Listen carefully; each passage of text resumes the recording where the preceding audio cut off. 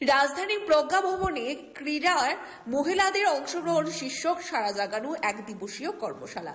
জাতীয় মহিলা কমিশনের সহায়তায় ত্রিপুরা রাজ্য মহিলা কমিশনের ব্যবস্থাপনায় রাজধানীর প্রজ্ঞা ভবনে আজ ক্রীড়ায় নারী বিষয়ক এক গুরুত্বপূর্ণ সেমিনার অনুষ্ঠিত হয়।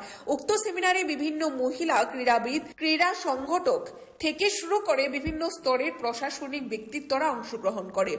সংশ্লিষ্ট কর্মশালায় প্রধান অতিথি হিসাবে রাজ্য বিধানসভার মুখ্য সচেতক কল্যাণী সাহা রায়, ত্রিপুরা মহিলা কমিশনের চেয়ারপারসন বর্ণালী গোস্বামী এবং যুব বিষয়ক ক্রীড়া দপ্তরের অধিকর্তা সত্যব্রত নাথ প্রমুখ উপস্থিত ছিলেন।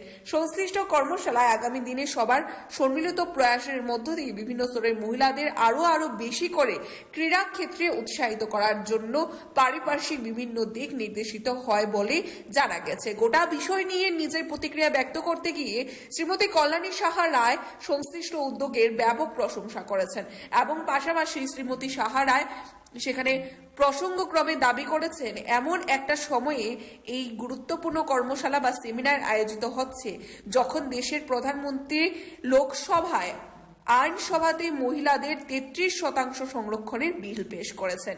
একটা সুন্দর অনুষ্ঠান যেখানে দেশের প্রধানমন্ত্রী মহিলা সংরক্ষণ বিল লোকসভায় পাশ করে নিয়েছেন, রাজ্যসভায় পেশ করছেন। এমন একটি মুহূর্তে মহিলাদের ক্রীড়া জগতে বা খেলাধুলা মহিলাদের ভূমিকা একটা সুন্দর সময় উপযোগী একটা শীর্ষক আলোচনার সুযোগ আমরা পাচ্ছি এবং এখানে অনেক ছাত্রীরা রয়েছেন, অনেক খেলোয়াড়রা রয়েছেন।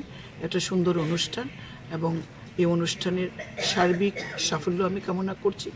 মিডিয়ার জগৎ থেকে আমাদের যারা মিডিয়া বন্ধুরা এসছেন প্রত্যেকে আমাদের শুভেচ্ছা এবং আমরা চাই ভারত সরকার এবং সংসদে যে সাংসদরা রয়েছেন প্রত্যেকে রাজ্যসভাতেও প্রধানমন্ত্রীর আহ্বানে সাড়া দিয়ে 33% মহিলা সংরক্ষণের যে বিল সেটিকে সমর্থন করে আইনে পরিণত হোক।